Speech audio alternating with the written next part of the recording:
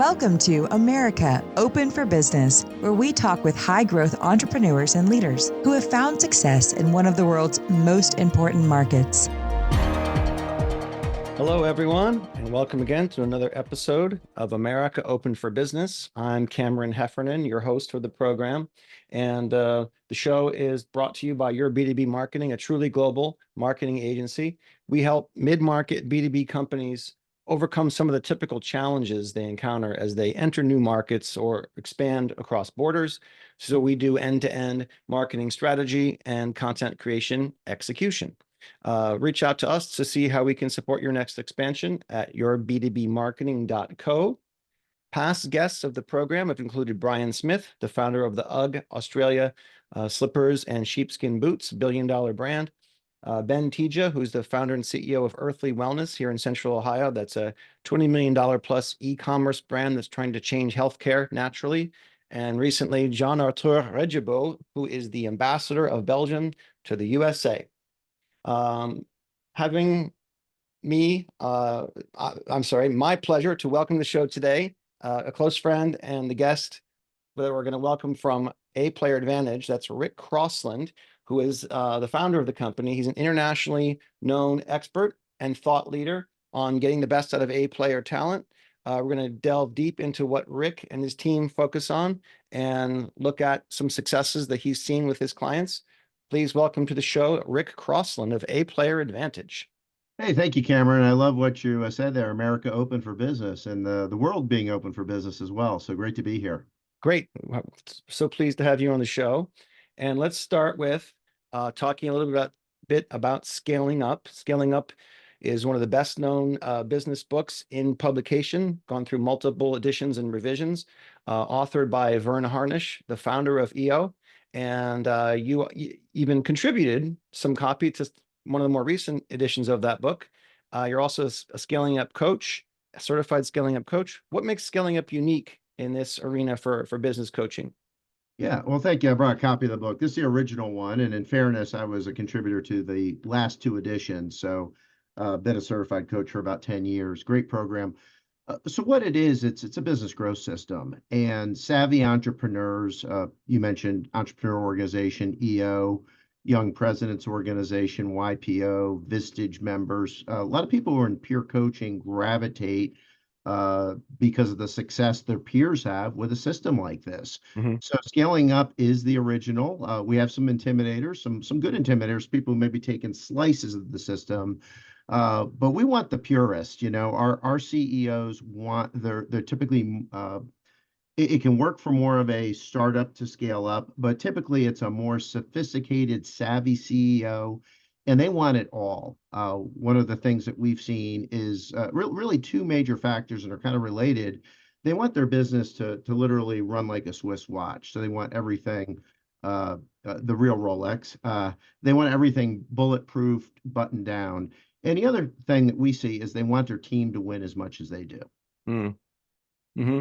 And what made you gravitate toward Scaling Up as a practice? There are many methodologies and approaches out there. It's been a while that you've been working with this practice. What has led to you, attract you to it and made it sticky for you?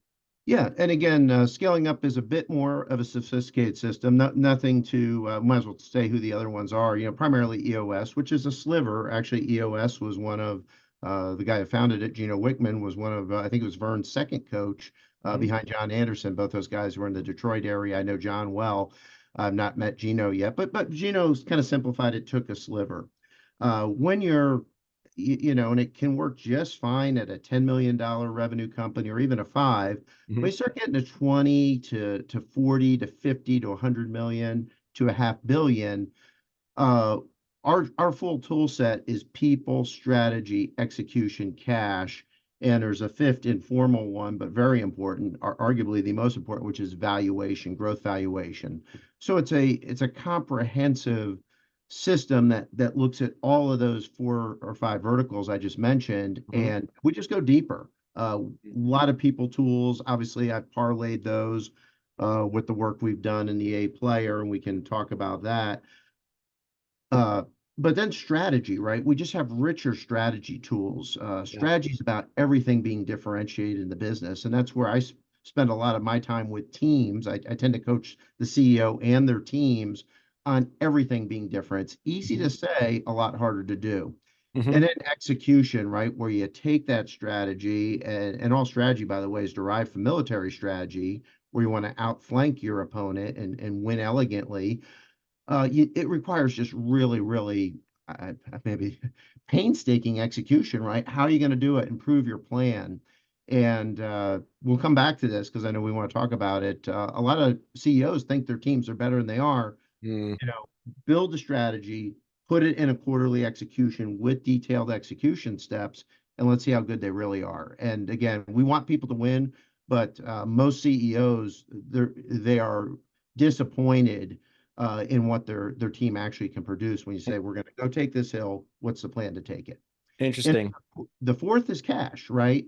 And we have some very and I hope your listeners, we had the passing of the late great Willie Mays. They called him a six-tool athlete. One of the things we endeavor to do at A Player Advantage is be the best in the world at all of these things. So cash, we are very good at working, and most CEOs, let's say, have a $50 million business. The tools we have elevate them, and I'm actually teaching the CFO, who might Mm-hmm. be a 20-year veteran, on new ways to look at profit versus cash reconciliation, the power of one, the power of pricing versus volume, cost of goods sold reduction to improve the valuation of your business. And then that final part is coaching people through a very successful exit.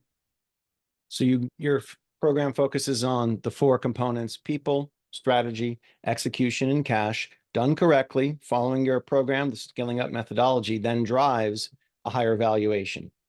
That's exactly right, Cameron. A great way to put it, right? So that fifth, the valuation is the sum of it. Actually, a client worked with him 7 years ago, came back. He was actually not on a scaling up program 7 years ago, slightly different program. And he's got two elements to his business. This conversation was just yesterday. And he's like, I've gotten people wanting to buy one or the other, but not both, right? Mm-hmm. And that's what we're going to work on together is, and we see that from from our lens, right? We're just taking a look at his website. This doesn't make sense. A strategic buyer is not going to get that. So what we really endeavor is to get a strategic multiple, which we really ascribe to be about a 10x. So private equity will typically buy between 4x and maybe 7, maybe 8x on the upper end. A strategic buyer will pay upwards of a 10x multiple. So part of your approach must be, you work with us, you follow the approach and you follow our coaching, our examples. And not only is this the investment in it going to pay off, it's going to actually make you more attractive to investors, make you more attractive to private equity rather than a 2 or 3x sale, 10x plus valuation. Correct. That's exactly right. And the other thing is, it's like improving your house, right? You could put it off right to your sale, but you don't get to enjoy that, enhanced gourmet kitchen. You don't Mm-hmm. get to enjoy the back deck or anything else, your upgraded AC. So you never know when you're going to get a knock on the door. And we really want people to enjoy the ride. I mean, what a lot of things we do with the scaling up methodology, and the Rockefeller habits, by the way, was kind of the foundation of this. And I'll run into people all the time who 25, maybe even a little bit longer from the Birthing of Giants program, MIT, Mm-hmm. successful business people like, yeah, I implemented the rock habits all those years ago. So they're disciplines that take drama out of your business. And I mean, as most of us, if we're really honest with ourselves, there's a ton of drama in the business that really doesn't need to be there. Mm-hmm. So you remove that, you really focus on it in from good to great, the flywheel concept, repeatable, measurable process that we just do it again and do it again. Exactly. And we say routine sets you free. And I hate to say it, there's people who are like adrenaline junkies who they feel unless they're putting on their cape and wearing their underwear outside their tights and being Superman, they're not happy. But if you like that predictable business, if you like to watch your team grow and like more personal time to maybe, do some of the things in your BHAG, your own personal BHAG, Mm-hmm. big, hairy, audacious goal. Yes, I have a lot of business owners who take 2-week vacations, 2 incredible locations, and their business runs without them. one of our number one things is to make the owner redundant. And again, you can, definitely coach your people, work on strategy and those things, be involved in the business. I'd say work on strategy, coach your team at that point, but take joy in letting that next generation emerge. And you have a proven system that again, don't change the meetings up, right? Run the system. Yeah. Yeah. And I mean, a founder driven business where the founder is still involved and embedded in the day to day, that's a much harder thing to sell because you still need that founder. You don't have a process. You don't have a whole team that's trained and mentor. I think in the book, maybe Who Not How, they talk about building a self-led team or a self-managed team. That is a great aspiration to aim for. Exactly, exactly. And talking to a gentleman just the other day, he's like, the people who are interested want me to stick around. If the team runs without you, it's going to help your exit, right? Yeah. And I could show anybody wants to see, I'll show you the math, right? If you got 10 exit and walked away, maybe do a little consulting gig, but you're not a W-2 employee. We're entrepreneurs. We're not built to be employees. Yeah. They're going to ride you so much harder than you've used to been riding yourself, and harder than I'm going to ride a client. And we are intense. I mean, we ride hard, but we stress. We don't de-stress. You might be de-stressed under a new owner. Mm. That math is better than staying on for 5 years at a 7x multiple and maybe having the worst 5 years of your life. Right. So savvy entrepreneurs understand that. So yeah, making them redundant. And again, the other thing to that, Cameron, as well, is we like to get, and I personally like to get people to where they can be the platform company, be better run than your acquirer. Because if you care about your team, and most of the entrepreneurs that I coach, most of our clients definitely care about their team, your biggest insurance policy to make sure that your team is in a good place after you leave is you're better run than your acquirer, because then he will adopt your systems. Because again, if you're bought by, anybody, Procter and Gamble, one of the bigger companies, or a big professionally run private equity, they're going to work your team at a more intense, stressful level than you've been running them, almost guaranteed. Yeah, they just paid a premium for. They just paid a premium. They're going to extract every last drop of value. And, as an investor, I'm glad they do. Yeah. But, we need to condition the team, and scaling up, it just up tempos it, right? So, and again, when you do it all, right, when it's almost never finished, right? You do it all, you fortify it. But when you have all the elements of scaling up in place, you're going to be run better than most companies that private equity or strategic buyers. And it gives you and your team, and it gives you peace of mind that your team is still going to be running the business that you sold and got acquired, and more like a standalone division. They might, and by the way, if you're the platform company, they'll bolt others onto you, which is why you can get a north of 10x strategic multiple. So speaking of the team and growth potential, there are a lot of competitors in your space. Business coaching, leadership coaching is extremely competitive. What makes your approach, special, different, unique? What's your secret sauce?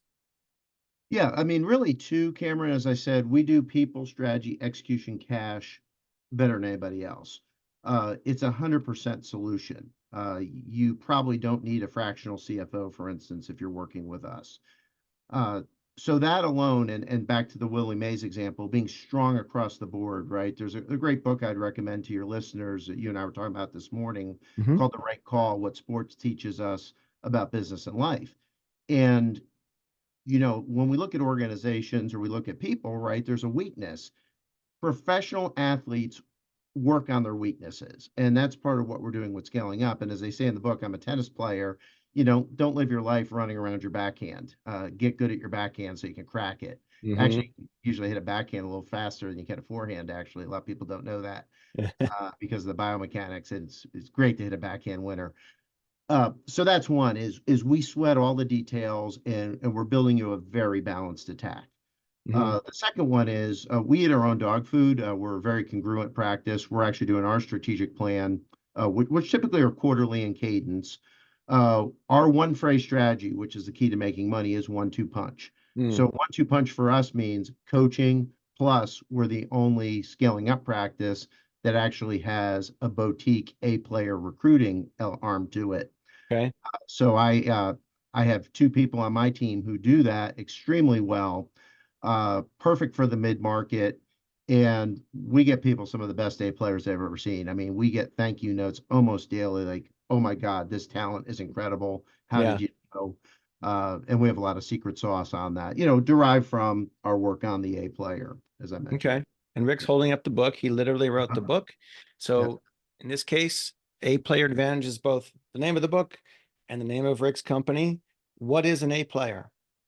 A player, Cameron, is top 10% in the industry for the salary you have available. So I'll pick a round number here, $100,000. And let's say mid-market company, you want a marketing director for your $100,000. So the candidates for that, right, the selected candidate would be, oh my goodness, for $100,000, what incredible talent, right? So it's an industry, not an internal look. It's an industry look that for your 100,000. Now the budget has to be reasonable. If Right. you're in California, it might not be 100. It might be 120, 110 because of the economics in the market. But for the talent available for the offer you have and the person willing to accept your offer is top 10%. The other way I look at it is, would the person cry if they left? So if someone on your team and you absolutely cry, that's an A player. If you're Mm, like, you know what, I'm going to get better next time around, that was not an A player. It could be awkward to you to have to get back into the market, but right. that's not an A player. If you're like, you know what, I wanted more anyway. And these are things to think about. The other important thing with an A player is they model your core values and behaviors. Hmm. So these folks, they exude culture, and that could be a whole other podcast. I'm working on demolishing the culture fit industry because it's typically the feel good industry. Sorry, I didn't say industry, I meant interview. The culture fit interview is typically the feel good interview, but we use top grading and we actually can tell by the results. By the way, please make results a permanent NATO voting member on your core value. Uh, and we could talk more about that. But Okay. how they get results, they're not coin operated. They work for the joy of achievement and the money follows. And that's one of our secrets for getting great cultural fits is we're getting very well adapted, happy people who are, really get joy out of work. And actually, we don't get happy people, we get joyful people who love what Mhm. they. So that makes me wonder then, what are B and C players? B's just basic. Hmm. Uh, B's just basic. That's the balance. If I had my presentation in front, I could tell you percentages. And the C's really shouldn't be on your team, right? They're either a chronic underperformer, they're anti-culture, or they just can't do it. Yeah. And the rule of thumb for either is so B's basic, right? A B, here's the thing with B players and C's, you're already paying A player money for a B player. Yeah. That's the thing. And that's why it's nice to have our 1-2 punch because as we're working with people, and let's just say your marketing director is not getting you the results that you want, right? And you feel it in your bones as the owner. Well, we're actually in a situation, I'll point that out. I'm usually the first one to point it out. Mm, Uh, why does a person and we have something we call B player apologists, which is the CEO patting their B's on the head. Well, you know, they're kind of getting back into market and this and that, and there's some right. inhibitors and all this kind of stuff. And I'm like, you know what? Tiffany on my team can find better tomorrow. Yeah. And, all it takes is seeing better talent at similar money. Mm, If it's 5% more, I mean, seriously, who cares? hmm. Uh, I mean, impact players who immediately make a difference. It's like the lights go on in the organization. So don't be a B player apologist. I actually coined that term working with clients. And I just saw people, if you want to have fun for the listeners, go to your business forum and ask about the Bs, and they'll kind of pat them on the head and talk about how that's, their lot in life. But remember, you're really already paying for a team of A players. Yeah.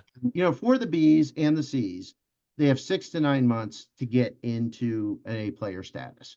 Hmm. And oh, by the way, a B player cannot go to A potential. An A potential is the Eagle Scout that you hired out of your internship that's done everything well to date and is going to learn the next skill level. And they also have about 9 months to perform fully as an A. Hmm. Might give the A potential maybe a year, you know what I mean? But Yeah. here's the difference. An A potential, you're actually really pleased value for money. And think value for money, right? If you drive a luxury car and you're like geeked up about every day, yeah, you got an A player luxury car. If you're like, it's okay, you bought a B player. Same with people, right? So the A's and the A potential, you're thrilled value for dollar. Even even if you paid a wee bit of a premium for an A player, they're an instant offense. Hmm. One of the best phrases I came across, I think it was from your book or just talking with you, is this question of just think of what it would do to your business if everyone on your team was an A player, and Hmm. how to come at that and what it would do to everything you're trying to achieve. Exactly. Well, and that's an interesting point, Cameron. Have a client or had a client in or Ontario. I was supposed to say Orlando, in Ontario. Hmm. He had a ops director and he had a marketing and sales director. Both were B players. Cost that poor man about 4 million in revenue. Hmm. Uh, really decent guy. I was really encouraging to move faster on these. I mean, literally, the ops director during COVID would not get out of his basement, and Mm. they were shipping faulty product Mm. and lost customers. Yeah. Uh, I won't say the industry just to protect him, but it was obvious the product was literally dead on arrival. Let me just say it that way. Hmm. So it was a living culture type of product application, and they were dead. You just can't do that, right? And they were paying. He's paying these guys a couple 100,000. The marketing and sales guy on the quarterly Yeah. wouldn't even do his plan. Oh, Rick, I won't do that. He was too cool for school. I find CEOs make a lot of apologies for their people. They think their teams are better than they are. I love that concept of, one of the most trite and overused business phrases is you ask a leader or CEO, what's special? What's different about your company? Oh, it's the people. It is the people. I walk around here and on Friday afternoon in the summer, people are hard at work and they're diligent. Have you ever heard a CEO say, we have just basic mediocre people? Everyone thinks that their people are the best in the world, but it's not really true, is it? Yeah. Well, pretend this is water, by the way, not vodka. Pretend Okay. this is half the size. It's a tumbler and there's bourbon in here. One of my ways that I get a lot of business is I'll be up at the bar, run to a CEO at a networking event and say, hey, just curious, on the people you have on your team right now, how many would you enthusiastically rehire? That's on the back of my business card. Yeah. They're like, we have a great team, as you said. People's our differentiator, right? They'll take a sip. I'm sorry, they'll go 70% are A players. I'm happy with that, right? Hmm. Take a sip. Oh, no, no, not so fast. 40%, right? Take another sip. No, no, no, not so fast. 35%, one more sip, 25%. Like, do you have a card? Can we meet? Uh, So by the end of the bourbon, it's down to 2%. exactly. I would say usually, realistically, probably about 25-20%, somewhere in there. But the point is, it's so funny to see. Do that at home, folks. How that precipitously drops. We track and I was tracking and then reading BE 2.0 by Jim Collins. Mhm. He's got like the fundamental metric, all that is the right people in the right seats. We simplified that metric and weaponized it to be greater than 90% A players. Mm. So if your business does have 90% A players, I'll take people at that point as a strategic weapon.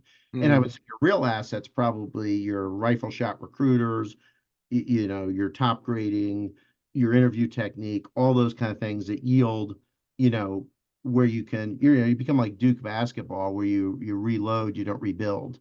And those dynasty programs, Yeah. Celtics was won their 18th, and I think they're going to be good for a long time. They Hmm. really get where they get homostasis, and they really get good at that. But you got to keep, you got to be diligent in all this stuff all the time. Hmm.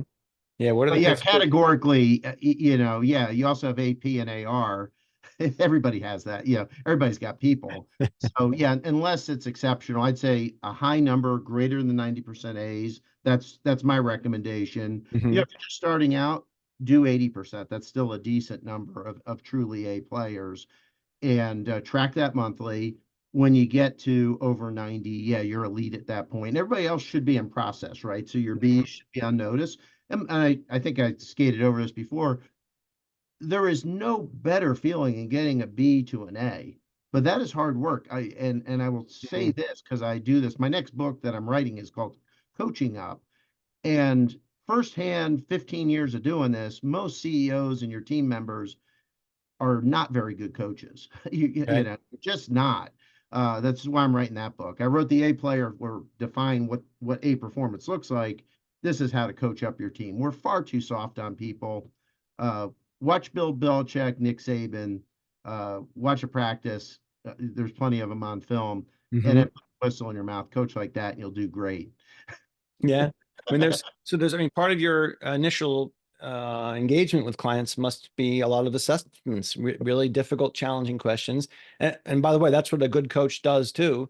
Challenges, is honest with their team. You know, your performance is not there. What do we need to get you there? Has that led to some difficult conversations with clients? And again, the best are coachable, and it's just so interesting how when you're reading this literature. I just had a really good note today about not being a chucker. I'll forward that to you, Cameron, All about right. George Costanza being a chucker. We all see those kids on middle school and high school teams, the ball hog, the chuckers. Oh yeah. They're not self-aware and they're not coachable, right? I'm great. I'm great. You can coach them. Don't shoot those air balls, and they'll keep chucking them up. Yeah. Uh, so I'm sorry. Can you repeat the question again? Basically, Yeah. I will edit this out later. I lost it too. God damn, I hate that when I didn't senior moment. Oh, We were yeah. talking about, oh yeah, Coachability. I was talking about coachability. coachability. Yeah. So when you I'll ask the question again. We'll start over. Okay. So when you are first engaged with your clients and you do some intakes, some assessments, that's probably going to lead to some difficult and challenging conversations about honesty and capabilities of people on their team, right? Exactly. And what's great is, and you see this in the best athletes, they're highly coachable, right? And they Hmm. have the same coach. Rafael Nadal's coach is still his uncle Tony, who was coaching him as a youngster. Hmm. So they're very self-aware. So it's not really actually a difficult conversation because people want the help and they're like, yeah, that's a weakness. I really, really want help on that. Hmm. We don't over-assess people. I do see some of my competition, if you would, over-assess. They fall in love with assessment tools, I think obsessively. Hmm. A simple assessment, then we get going, right? It's pretty easy to understand where there's some opportunities in the business. Then we uncover some in the quarterly plans or the annual. As we get going with the team, we'll uncover some other stuff. And I've learned that people do tend to overstate, particularly the strength of their immediate leadership team. Right. And There's also, always one or two on there that just are not strong enough to make the journey. for whatever reason, long-term relationship, family member, past success, coasting, all those things can contribute to that.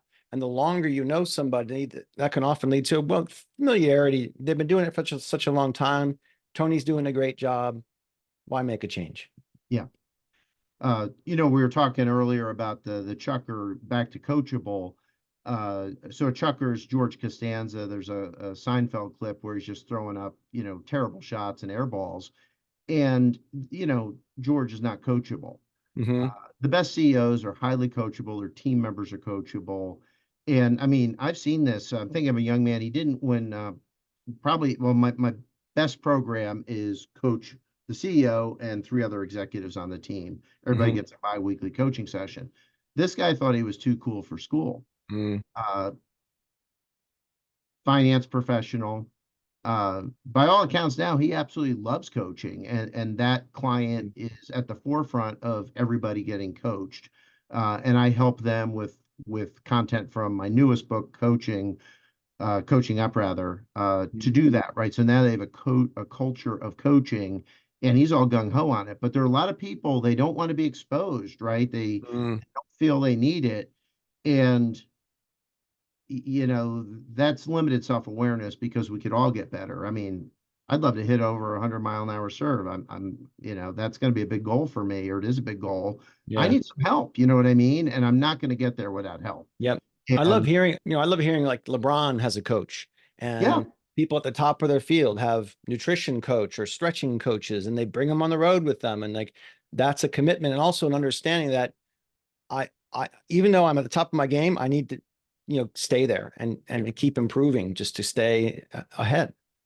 You know, what's interesting is my best friend's with ESPN, so I've had a chance to meet some of the all-time greats. Mm-hmm. Quick story about coachability. So we were at the finals when Cleveland was in them. It was the year they won. And upstairs at the Hofbrau House, where, well, I'll tell you who the biggest star was, and the one who greeted me first was actually Scottie Pippen. Yeah. And the bigger the star, and I think you heard my Charles Barkley story, same with Charles Barkley. They come up, they want to know what's going on, and they're so open to feedback and tips. Hmm.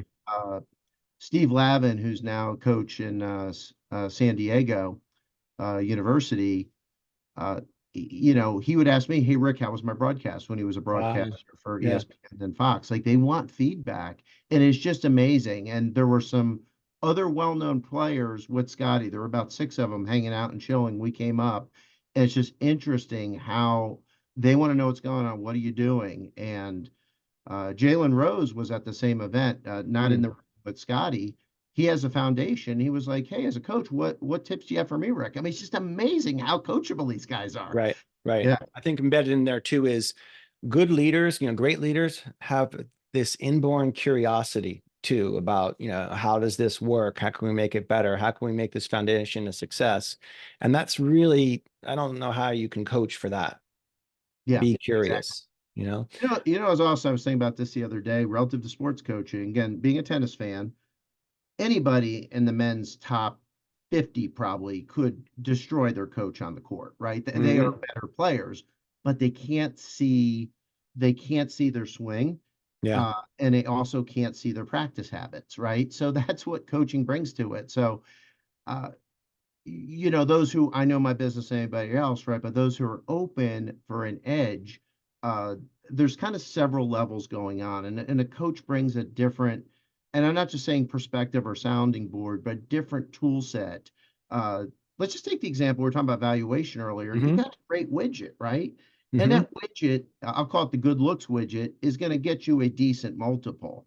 Hmm. But it's the other part, it's building the business, it's scaling the business to really make it, I'll call it Swiss watch bulletproof. I know it's not really a thing, but it runs that smoothly and you're fortifying your weaker flanks. That's what you really want to do. So, that could take a business that on good looks in IT maybe has a 20x multiple. Well, now you're looking at 25. You got 5x extra turns, whereas a lot of good things you could do with that.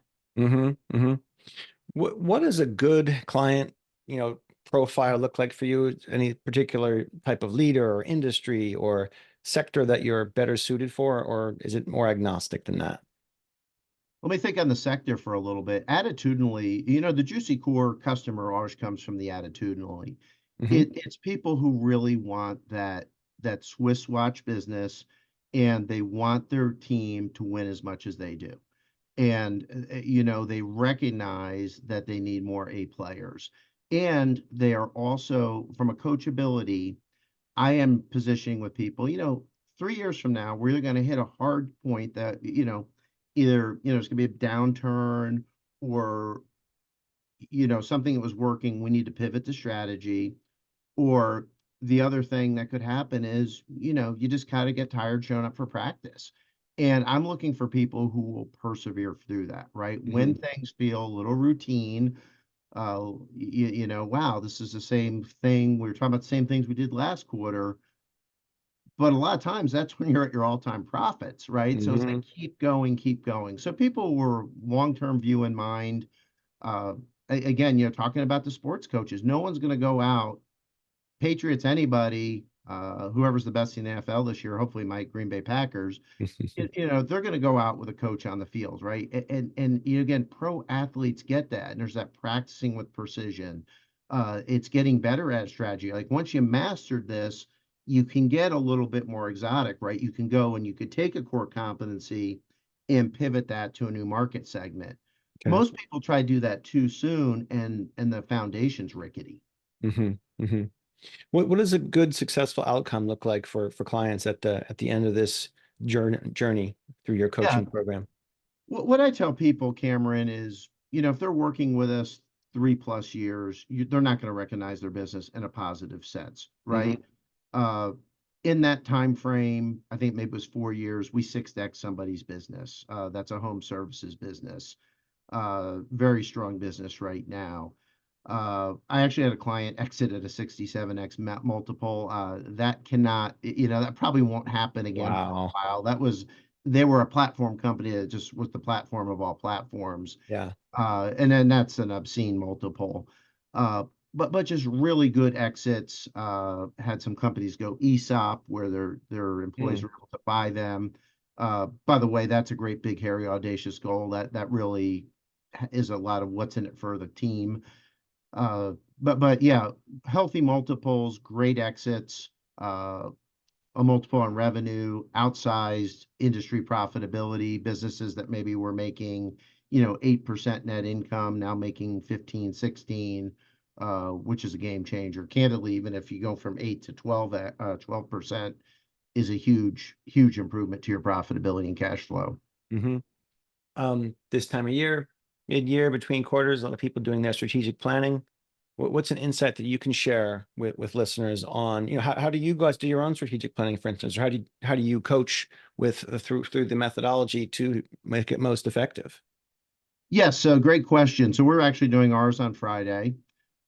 Uh, I build a stock agenda, Mm-hmm. and I have all the components, all the elements of scaling up on that agenda. So I'm looking at right now core values, behaviors, balanced scorecard, core purpose, systemic actions, BHAG, elements of the seven strata strategy, the PACE, the process accountability tool, FACE, the functional accountability tool.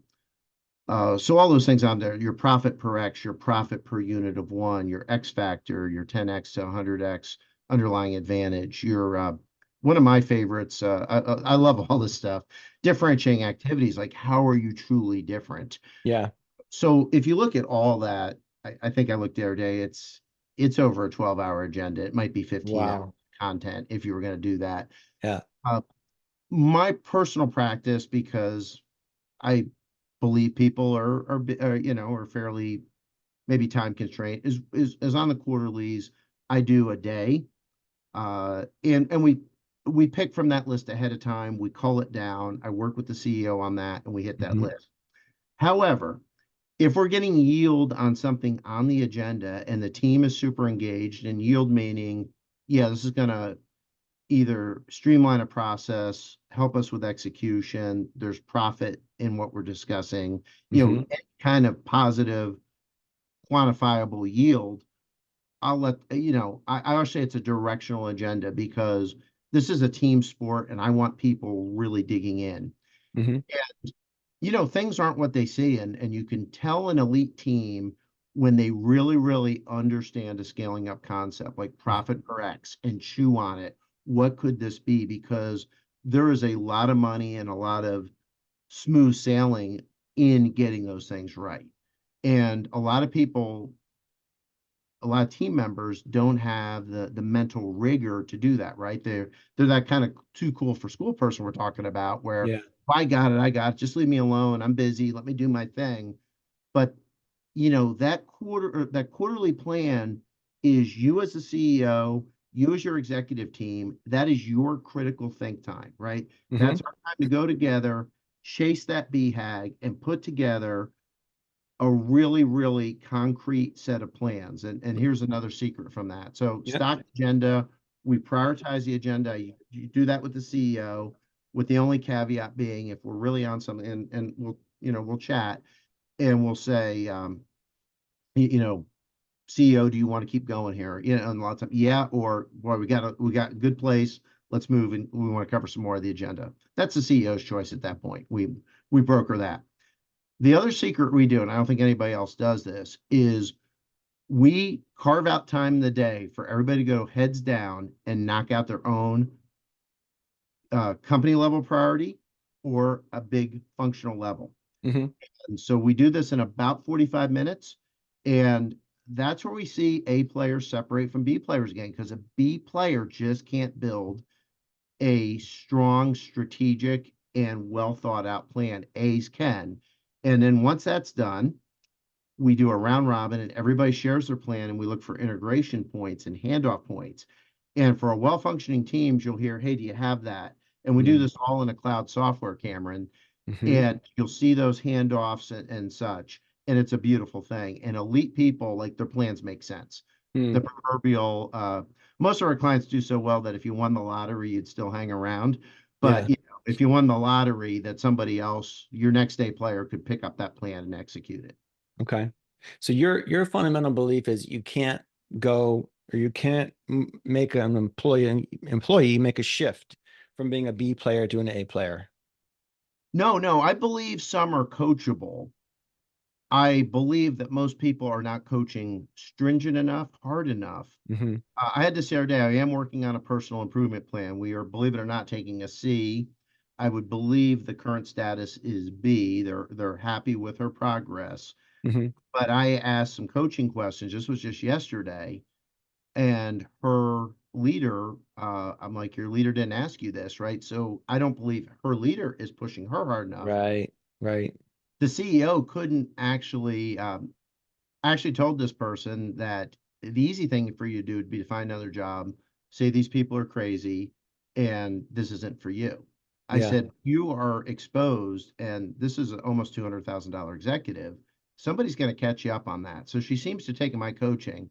The CEO, who is an elite client, uh, said, "You really said that to her?" He was Mm-hmm. amazed. And sometimes, like, I'm the first one to say this thing. So, again, and Cameron, you're going to help me get some of the coaching out up book content out there. I Yeah. really want uh, to get this content out there because I don't believe I know most CEOs are not coaching their team members to performance like a Mm-hmm. Bill Belichick or a Nick Saban would. Right. Yeah. In football team, you have a set roster size, whether it's Ohio State or the Patriots or whoever it is, and you have cuts. And if you're not good enough, then that's the bottom line. I think a lot of businesses, I mean, I just love that B player apologist concept of making excuses or they'll turn around next quarter. How is that going to happen just on its own? It's not. Yeah. It's Well, not. one of the things we do, and again, that's hard coaching, right? So once you have an employee, and 75% of the time, people aren't getting who they thought, right? You thought you were Mm, getting an A, you're paying A player money, and you got a B.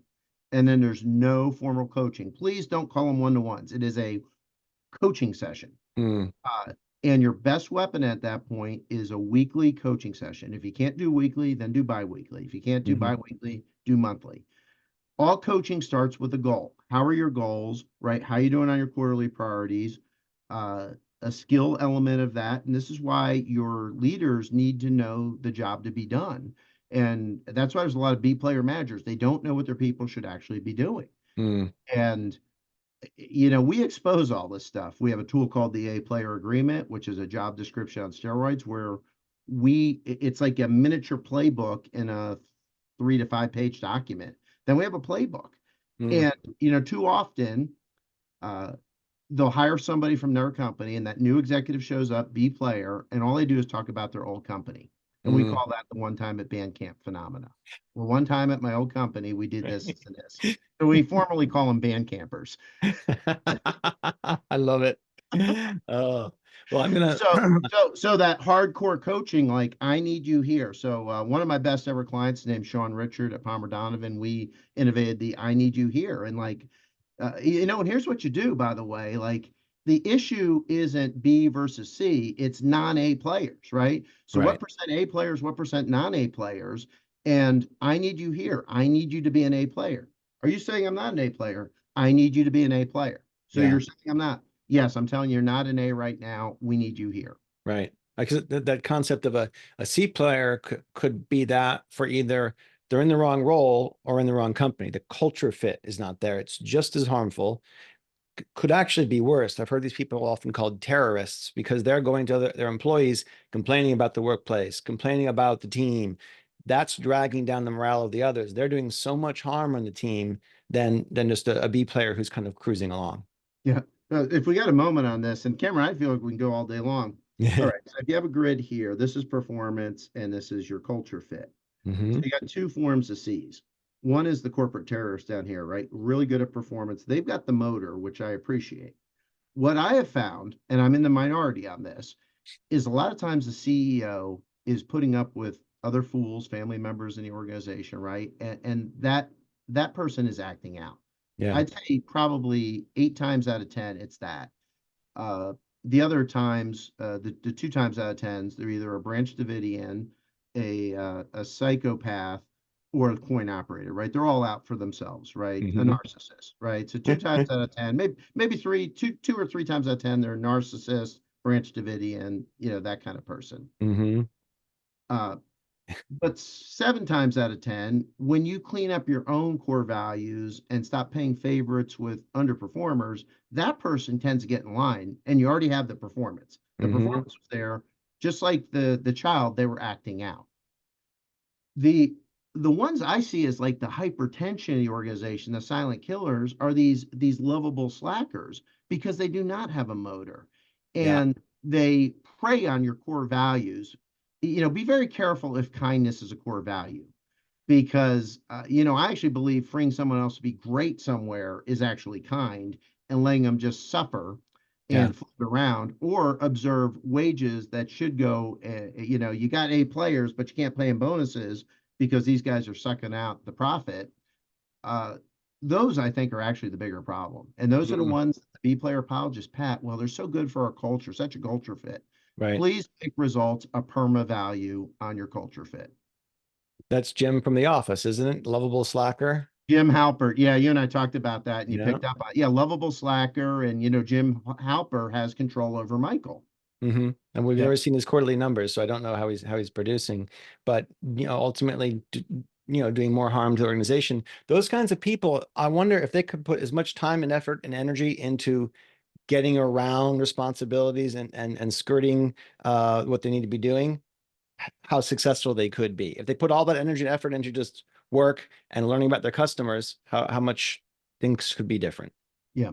Well, remember, as the quarters go by, right, you're chasing a BHAG, right? So Hmm. time becomes very valuable. How much time do you have to waste on these folks?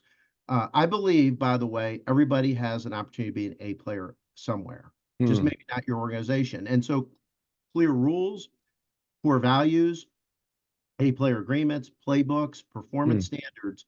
We coach, we don't manage people. We coach to playbooks. We are running at all of my clients, New England, New England Patriots, UConn basketball, Duke basketball, Alabama football types of systems. You're Yeah. going to follow our plays. And by the way, that opens up a whole gamut of A potentials that your $100,000 marketing person we were talking about, you might be able to get a really good up and comer for 80. And Yeah. now all of a sudden, and by the way, we find the A potentials even more loyal to companies because you found the talent. Yeah. They're like, you found me, you discovered When me. they were rising up. Did you Yeah. know, did you hear yesterday they released the Chiefs Super Bowl rings, and the Super Bowl rings are enormous. And on the back of it, they actually have a diagram of Andy Reid's play, the Tom and Jerry play, really engraved right onto the ring. So the playbook is crucial. That's super. Yeah, I heard Jason Kelsey's has a flaw, and he said, "Well, it's going to That's make it more valuable." that's But right. that's super cool. That's a great insight. Yeah, the playbook, like here's how we do it here, and then everybody can build those plays. And by the way, playbooks are small systems. Think of the 1 inch binders. Yeah. Obviously, you can SharePoint them, digitize them, but I do like starting with a small binder Hmm. with a 20 tab, here's the job. And Yeah. it's amazing how well these work. And then the incumbent should keep updating it, right? There should be this passion for knowledge and really optimizing, leaning out the systems. They work Hmm. tremendously well. Hmm. Well, Rick, I'm going to ask you one last question, but before that, I'm going to recap by thanking you for joining us on the show, America Open for Business. This has been Rick Crossland, who's the owner of A Player Advantage. And my last question for you today, Rick, is I want you to fill in the blank. I do this sometimes on the show, and to wrap things up. Without Rick's scaling up coaching, leaders and entrepreneurs would instead do blank. What would they do instead? Drink too much. Self-medicate. Self-medicate. Yeah. Self-medicate, lament, complain to their spouse every night. Yeah, I Yeah. mean, it just maybe not get if they didn't do scaling up, maybe not get everything they could get out of their business. Hmm. And that cuts right to the heart of the emotion in things, going to like the story brand kind of approach. That's where the emotion lies. That's what they're going to care about and be passionate about. And their spouses and significant others would be eager to end that suffering. Yeah. Well, the other thing that, without a program like Scaling Up, what we see all the time is the leader carrying the burden on their own shoulders, right? And sometimes you see the stress. Stress shows up different ways, right? This makes it a team sport, and it provides a framework for where the right people thrive and play. Like you put in Scaling Up in your business and you're recruiting, and let's say it is one of, typically our leadership teams are between 5 and 7, right? So you have that open 7th spot. Like, yeah, you'll be on the Scaling Up leadership team. That is a great selling point. The right people like being on this. The wrong people, it's too much for. Yeah, they're exposed. They're exposed, yeah. Right? Yeah, it's a great A player litmus test. A players love this stuff. The Bs really don't like it because they're exposed. Strategic thinking, by the way, everybody thinks strategy is the fun bit. Strategy done right, your head hurts, right? Because number one word in strategy is, what are we saying no to? And when you can't do something else, right, because you're going to marshal your resources on something else, right? You really, really have to think hard if you're going to do that. Interesting. I think back to a time in a previous agency that I was running. We do employee surveys every year or two, and we made them anonymous. And one person responded, not filling in the survey, just asking, "Is this survey really anonymous?" I said, "You just told us a lot about your mentality. Thanks." Yeah, exactly. Well, Cameron, it's been a pleasure. Let's do it again sometime. Really Absolutely, Rick Crossland of A Player Advantage. Thank you so much for your time. Excellent. See you, Cameron. Take care.